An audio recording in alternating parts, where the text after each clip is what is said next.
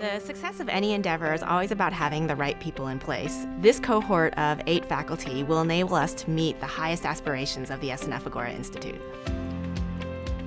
For me, the big question is, how can democracy survive and thrive in the United States, at a local level, national level, and globally?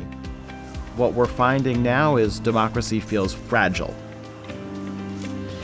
I'm trying to answer a lot of questions that have to do with the long-term historical and economic transformations that have made it more or less possible for women to participate fully in public life.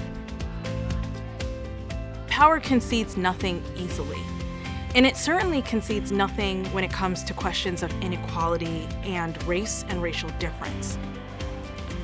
First, we need to think about what type of democracy we want. So I look at partisanship and polarization and thinking about, sort of solving this increasingly radical partisanship that we see in our politics. We find ourselves in a world where there's disinformation, there's misinformation.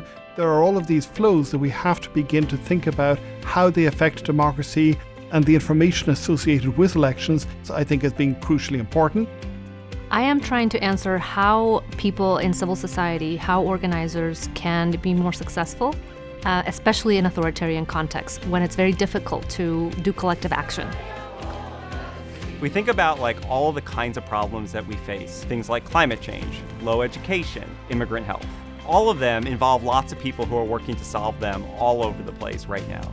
And so the core question for me is sort of how can we bring these folks together to work together to come up with better ideas and better solutions to these kinds of problems.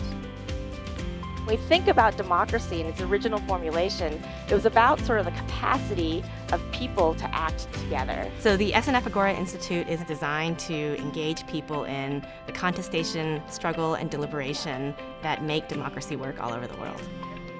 Democracy is at a pivotal turning point, that I would say, and that's not hyperbole. This is a time when democracy could kind of make or break it. So the investment that Agora represents to bring together people who are brilliant across their fields to ask not just how do we fix it, but how do we first understand the problem better? To me, that's exactly what a university ought to be doing. We're going to say, how can we build an evidence base around how to actually solve problems out in the world? And so I think the SNF Agora Institute really merges the two, the scholarly world with the policy world, and tries to do extremely rigorous research that has applications. Agora is central to exploring questions around democracy, but it is also central, I think, to the public conversation in ways that are transformative. And all of these forms of interaction, I think, are likely to give birth to new ideas, new ways of tackling problems.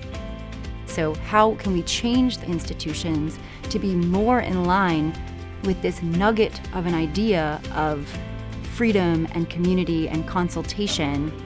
Democracy is not just a set of rules, it's not just a set of practices, but it's actually a set of commitments and beliefs and connections to one another. So this cohort of 8 faculty are really driven by an urgency to try to make the world a better place. And so having a building that is designed by a world-class architect like Renzo Piano, being created with principles of openness and accessibility, means that the building itself is going to model the values that are core to the SNF Agora Institute. So the Agora Institute is a really exciting place to be. And hopefully this synthesis of these particular people will be able to provide this really sort of rich creative ground from which we can build something completely new.